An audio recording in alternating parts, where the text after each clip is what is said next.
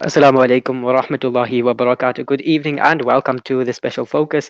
I am Zahid Jadwat and we are together until 8 p.m. tonight right here on Salar Media, of course via our live stream on salarmedia.com/listen live on our Facebook page and on our YouTube page as well as live on our Twitter page. Thank you so much for tuning in. Coming up on the show tonight, as always, you can look forward to yet another in-depth discussion that informs you about what's happening in your world around you. And tonight, the major discussion we are about to have is that of the state of service delivery or the lack thereof in Emfuleni Local Municipality in Gauteng. After that, it's time for our segment of the Quantu Private Game Reserve competition. A lucky couple is going to win a stay at the legendary Quantu Private Game Reserve outside Port Elizabeth in the Eastern Cape. That's coming up at about 7:45, and I'm really excited and looking forward to that part of the show.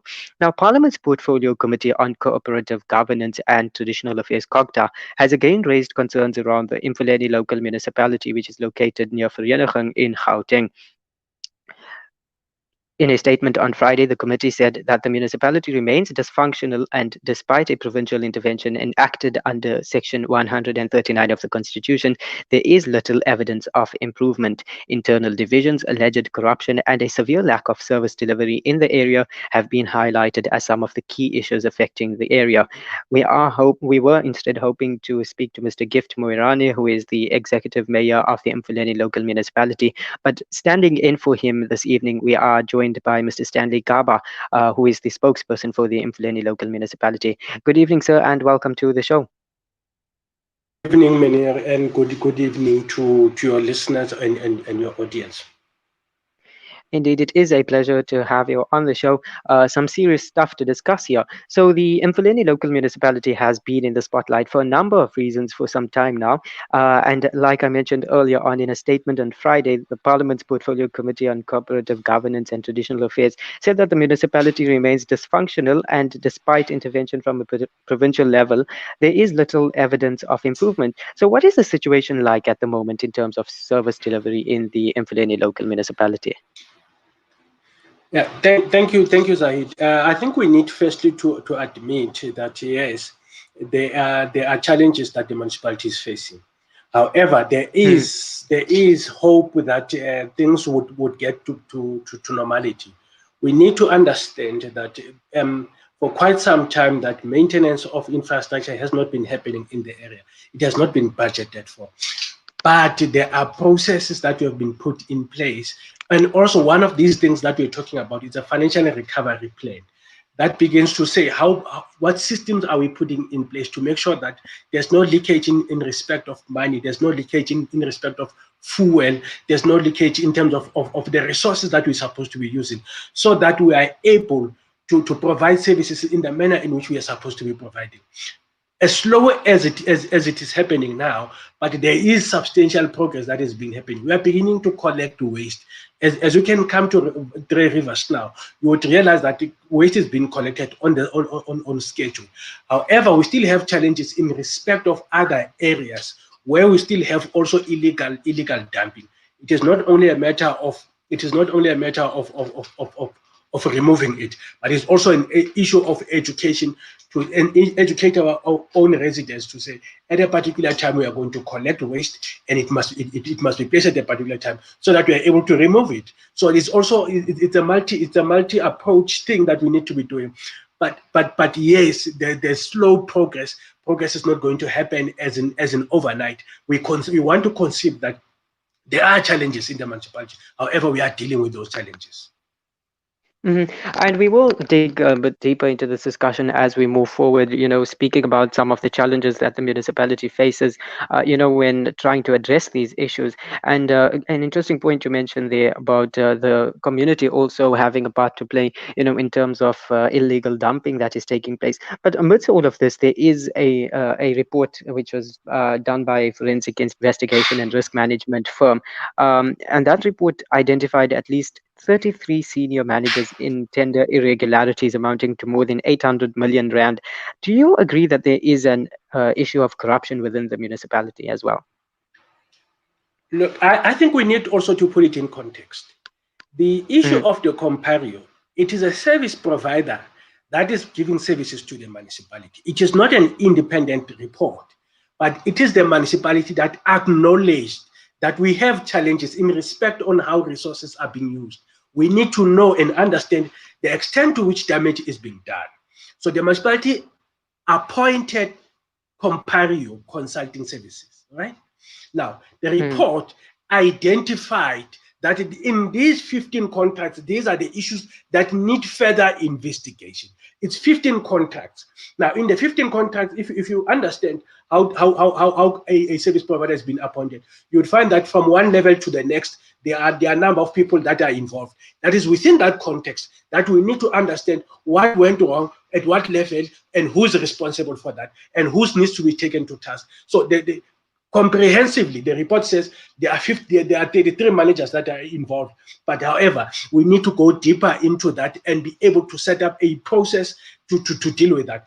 But one of the things that the report recommended and the municipality is acting on, it's the establishment of the Financial Mismanagement Board, the board that is going to deal with the disciplinary process in relation to those matters. So we are taking action in respect of that. And is there any progress so far with regards to the action that you are taking in this, in terms of the alleged corruption that is taking place?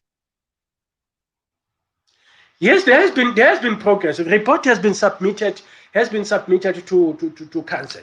Council is the one that is always has to determine the milestone in which it's supposed to say at this particular time we are supposed to be at this particular level. So a report has been provided to council, when we are waiting for council to make its own determination in terms of the timelines that is expecting from the financial board. And I appreciate you coming and telling us exactly what is happening on the ground.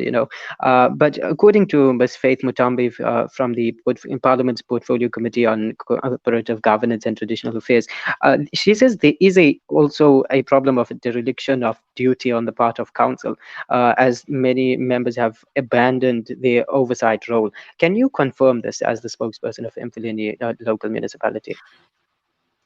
Look, it is a determination that has been established or has been found by the National Council of Provinces. It is their competence to make that particular determination. But I'm sure because they are engaging with the political leadership. It is at that particular level that they will be able to make that determination and say what next from here. But at the level of the administration, we are certain and confident that we are moving, although we are moving slowly in terms of service provision. And seeing the situation on the ground there in Emfuleni Local Municipality, reports of refuse not being collected, potholes on the streets, and one would just end up asking, how exactly did we allow this to happen? How did the municipality end up to this point where we are seeing the situation, where we are seeing this type of a situation unfolding in the area? All right. There are a number of factors that would always contribute to that. One of the major factors is that the infrastructure of the municipality is old and it's aging. It has not been maintained over a period of time. This is primarily because the municipality is not generating the income that is supposed to be generating from the communities itself. You would understand that it's just a little bit of 60% of unemployment. Now it becomes a challenge for people to pay for services. Remember, we need for us to be able to provide services and maintain those services, we need revenue from the communities. Now, if communities are not paying as much as they are expected to, the collection rate now it's even less than 40%. So it means that we are even financially more strained than ever before. So that puts a serious challenge in respect of vehicles that are supposed to be going there. And ideally, if the municipality was to function optimally, we needed close to about 60 compact trucks. And the municipality currently is operating at between 8 and 10 compact trucks. So you would understand that they are actually working at a shift level. So it's really a backlog, a serious backlog in respect of service, of refuse removal. But however, we are doing it. It's not at the level at which we wanted it to be, or a level that is ideal.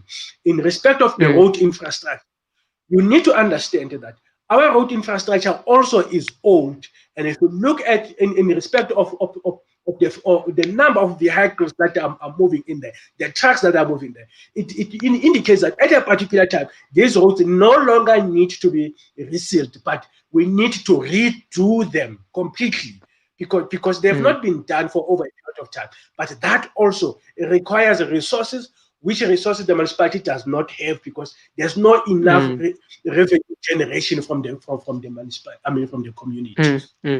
So from what I pick up, I sense there is this serious financial strain that is happening as a result of the community not being able to pay rates, and that, of course, because of the high unemployment rate in the area. And it just seems to be the cycle where now the community is not paying their rates, which means the municipality is unable to perform its functions optimally, as one would, as you spoke about the delivery of services. And that means that businesses are unable to, or unwilling rather, to invest in the area because they are unable to, function in this area, in the Emfuleni Local Municipality area. So what is the municipality now doing to rectify the situation and, to improve people's lives in the area? Yeah, what the municipality is doing now, it's what I initially talked about, the financial recovery plan. We're on a plan in which we are able to restore the services of the municipality. That can only be done if we are able to close the leaks that are said to be there. Remember, my comparator said identified problems that are there. We have service providers that are said that should be doing services that are not doing services. We needed to get rid of those services. We needed to purchase our own fleet to be able to do those services. So once we are having the necessary equipment, the necessary financial muscle, we will then be able to restart the services. The services are not completely done or are no longer there. But the issue here is that we are providing them, but they are not at the level at which they are supposed to be. So all what we needed to do is to make sure that there's enough financial muscle, as well as the tools or the resources, the vehicles that we need for us to be able to up the services that we need, or we need to give to the community. And we could actually go on with this discussion because it's something really serious where it's affecting many people's lives. And so just quickly, unfortunately, we don't really have that much time. But in a nutshell, if you could just wrap up on this, what are some of the challenges that the municipality is facing when you are dealing with these issues? Some of the challenges that we are faced with, it also relates to infrastructure vandalism and theft. The communities from time to time, they destroy the electrical network, of which is a serious challenge. And because this leads to intermittent power supply in our areas. In a way, it also tends to deter investors to come because we don't have consistent power supply as a result of theft of cables. But also, the another challenge that we are faced with, it's also in relation to electricity. It's electricity theft, wherein we have communities that are stealing electricity, overburdening the transformers that also burn down. As they burn down, a number of them, they get affected, and it sets back the municipality financially in respect of the electricity provision to them. Another problem that we are faced with is in relation to water infrastructure, both sanitation and potable infrastructure. You'd find that our infrastructure has been dug up, it's been destroyed, it's been vandalized, and as a result, there's a lot of water that is running across the street. It damages the road infrastructure. But not only that, the sanitation part of it is that everything, and which is not necessary, the foreign objects are thrown into the system, block the system, block up the system, and destroy the system. Sewer then spills into the streets. As it spills into the streets, it ducts up the tar roads. The tar itself then gets damaged, and we have a number of potholes. So these are a number of challenges that the municipalities face, but also we need to educate and make sure that our communities understand these things. For example, the other example that I would want to give, you find that during the events, people dig up and put up tents and shacks everywhere on the roads. By digging up and putting up a tent, it means that you are destroying the road infrastructure. You are likely to have more potholes on the road.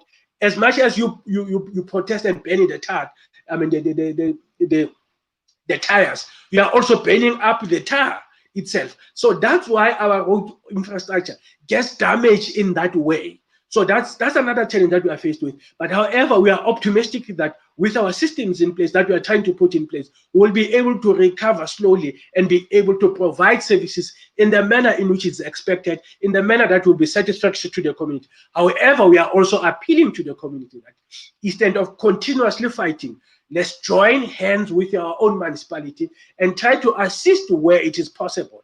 How the community is expected to assist. Make sure that we are able as a community remove the illegal dumping that we are creating ourselves, because that also destroys our own environment, because that waste also, it gets driven into the drainage system itself.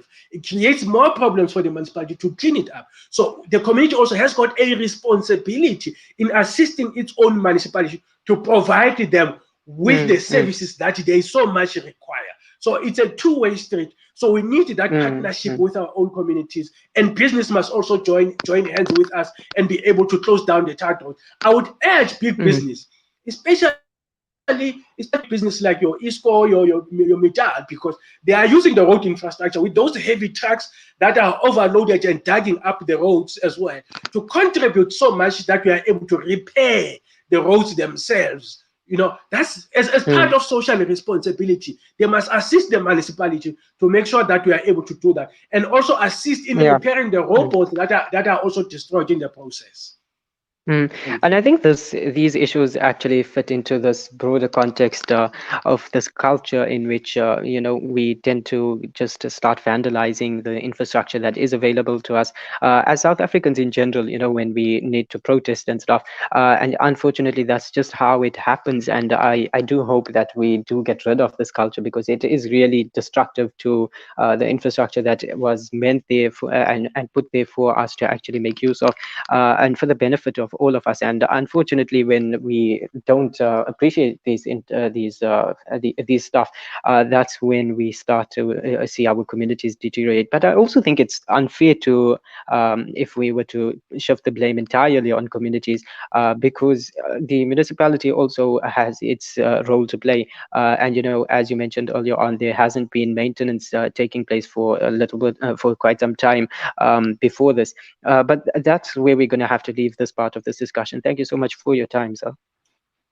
Thank you so much, Zahid. Thank you to your listeners as well. Thank you for having us. And that was Mr. Stanley Gaba, the spokesperson for the Emfuleni Local Municipality, speaking about the various challenges in the region. Of course, the Emfuleni Local Municipality, comprising of areas such as Vereeniging, Vanderbijlpark, Roshni, and the historical township of Sharpeville as well. If you are tuning in from any part of the globe and you'd like to be part of this conversation, you can most certainly send us your questions and comments on WhatsApp via the number 061 766 0355. Tweet and tag at Salam Media. Alternatively, you may leave a comment below on our Facebook Live video, especially if you are tuning in from the Emfuleni region.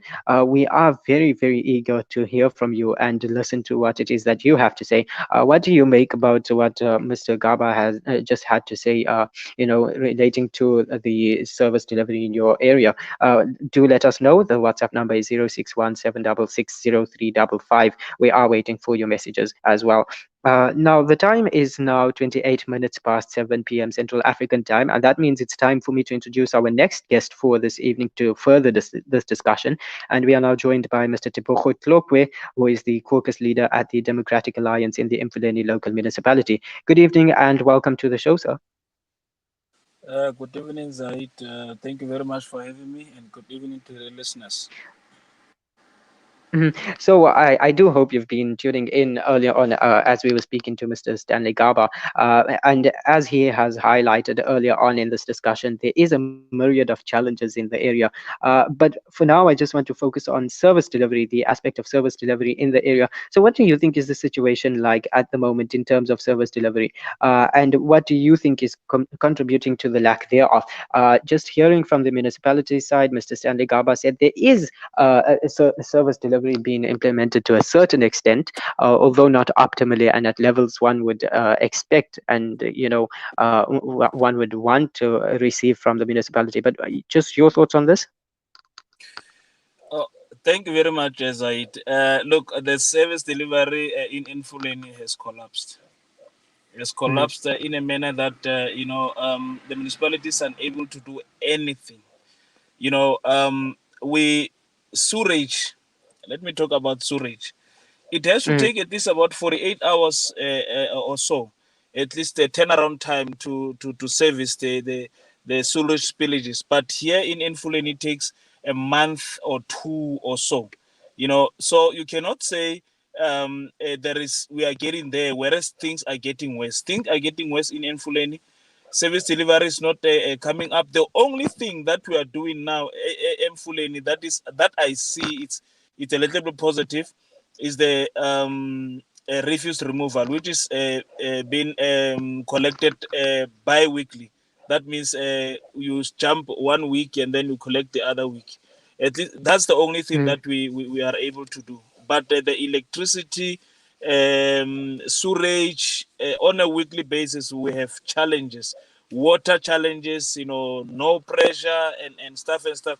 There are a lot of challenges in Fulani with regard to service delivery, and the residents are not happy thereof. And just speaking to both of you, coming from different points of view, it gives us a broader picture and a broader understanding of what's actually happening there. So Mr. Gaba saying there is some progress being made, although not optimally. But you, on the other hand, saying that service delivery has collapsed in the Emfuleni local municipality. So just what is it that you think has contributed to this collapse of service delivery?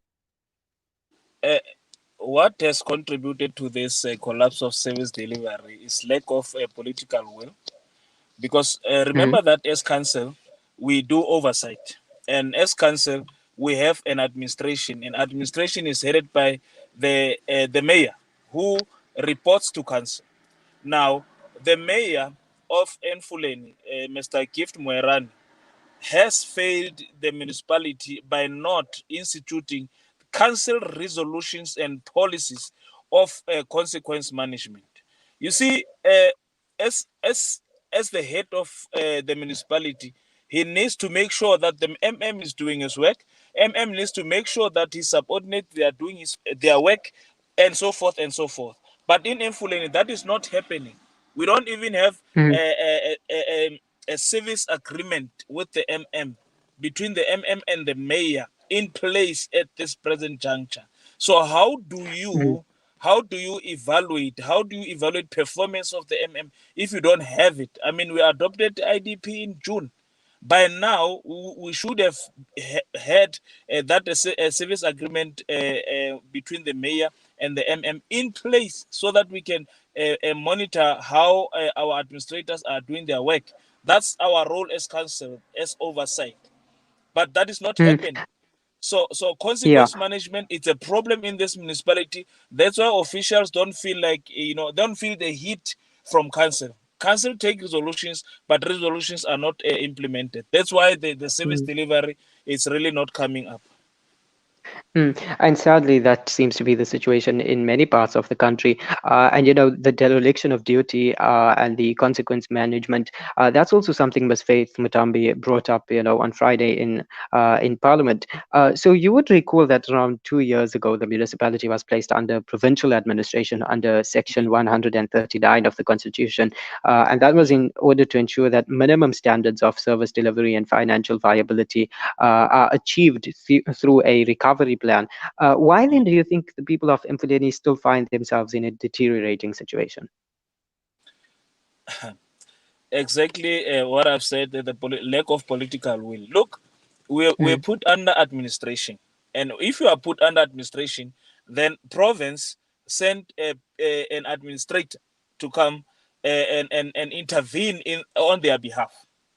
Now, the province has been here for almost 2 years.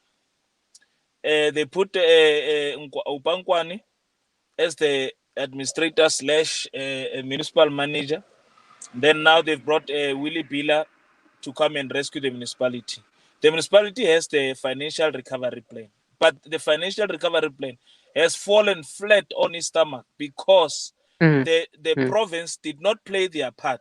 You see, we can talk about council not playing oversight and stuff, but this things goes to three spheres of government. If we have an administrator on the municipality, that administrator reports on a weekly basis or maybe bi-weekly or monthly basis to the MEC of Cocta, who in return has to report to the Minister of Cocta about the intervention and the progress that they are doing in the municipality.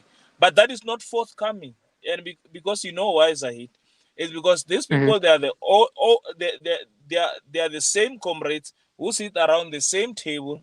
You know, if maybe there was a different government in the province, and this government of the ANC in local government, I think maybe things will be better.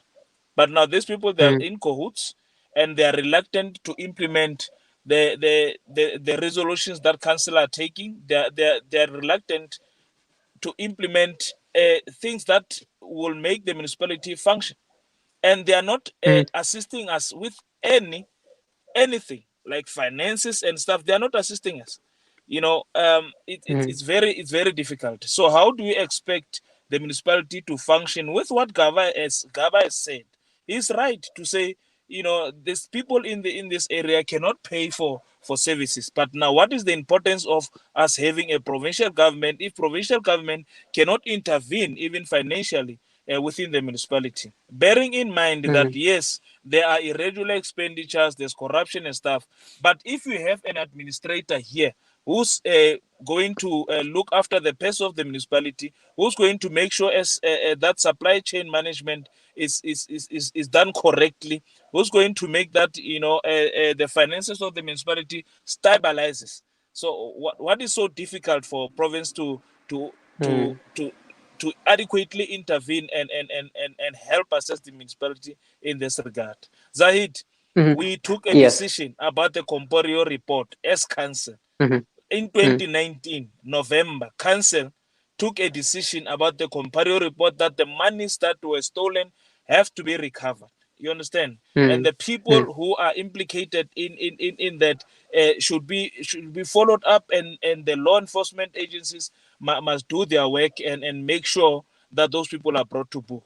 Even today, even today, we have not seen light of the consequences that council has taken a resolution that should be followed. So there's lack mm. of political will locally, provincially, and nationally. Mm, and I think that's the question most South Africans are all too familiar with is why aren't these plans actually eventually implemented? What's taking it so long? Those who actually have that power to implement these plans, it's beautiful resolutions that are taken, Mm. and it's just on paper. And unfortunately, many times it doesn't really end up being implemented. And I think that's one thing we are definitely grappling about, as South Africans, all over the country.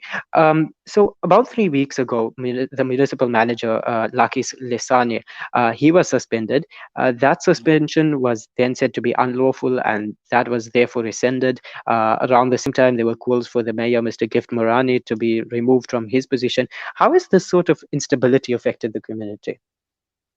Yeah, it has affected the community very much.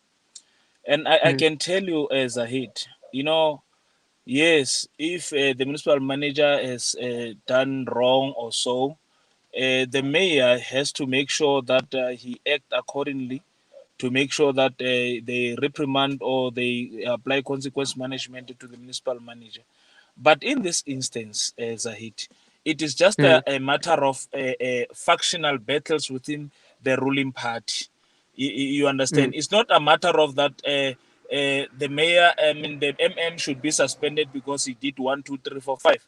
So if the factional battles that are going on are really destabilizing this municipality. You can point fingers to the MM, to the mayor, to whoever, but it's the ruling party which is really dragging this community down. And I think there's a don't care attitude that is going about. If you can come in our council sitting, you'll see mediocrity. And tell me, And how do we deliver if we promote mediocrity, as the ruling party? I mean, it's yeah, Zahid. I think we just have a few minutes left for this discussion. We'd like, as much as we'd like to continue. We've touched on the issue of service delivery or the lack thereof. Now, there also seems to be a problem of corruption in the area. So, at least 33 officials were implicated in a looting spree that cost taxpayers over R500 million due to fraud, overcharging, and duplication of payments, and that was revealed in around July. Now, Mr. Gaba also earlier on mentioned that certain action was being taken against those who were implicated in this corruption scandals. What are your thoughts on this? As council, we're still waiting for that report. So what Mr. Mhm. Gaba is saying, it's we are still waiting for that report, because as council we took a resolution, like I've said to you in November, that those people need to be, the monies needs to be recovered, and those people needs to be followed and be brought to book, so that the Mhm. municipality can recover whatever it has lost through those people, and consequence management, because it's not only people who left the municipality. There are people who are still working for the municipality who are implicated in those corruption, but there's no consequence management. So tell me, how are we going to render services if we cannot get our house clean as the municipality? It's very difficult. Yeah, and just to wrap up, so I'd like to know from you, what is it that you think is needed to fix the situation? What can rectify the situation in Emfuleni municipality? What are some of the solutions that you are proposing? Because speaking about it is one thing, bringing attention to it is also another thing. But actually getting these plans implemented. So, what are your solutions to these problems that are being faced in Emfuleni local municipality? Zahid, presently, what needs to happen is the political leaders to take decisive action with regard to Emfuleni. We Mm, need to implement. If I am a mayor, I need to make sure that the municipal manager does his job as directed by council, and be strict on that, and be strong on that, and the municipal manager should filter the pressure to the senior managers, but that is not happening in Emfuleni. So it's only a political will that will resolve the problems of Emfuleni. For as long as we are idle politically and we are not holding our administrators accountable, then this municipality is not going anywhere. That's the only way. mm, We can go the route yeah. of council being dissolved and we go for elections, but for as long as we've got the same administrators who do not respect the rule of law, as long as we've got the same people who are at the helm of the municipality, then we are not going anywhere. We need people who are willing to make sure that there's accountability in the municipality. Other than that, Mm. there's nothing we can do. So I think that's where we are going to have to wrap it up, unfortunately, for tonight. Thank you so much for your time. Okay, thank you very much, Zaid. Indeed, that was Mr. Tebogo Tlokwe, rather, the DA leader in Emfuleni local municipality, speaking to us about some of the issues that are affecting the area, in terms of service delivery. And earlier on, we also spoke to Mr. Stanley Gaba, who is the spokesperson for the municipality there as well.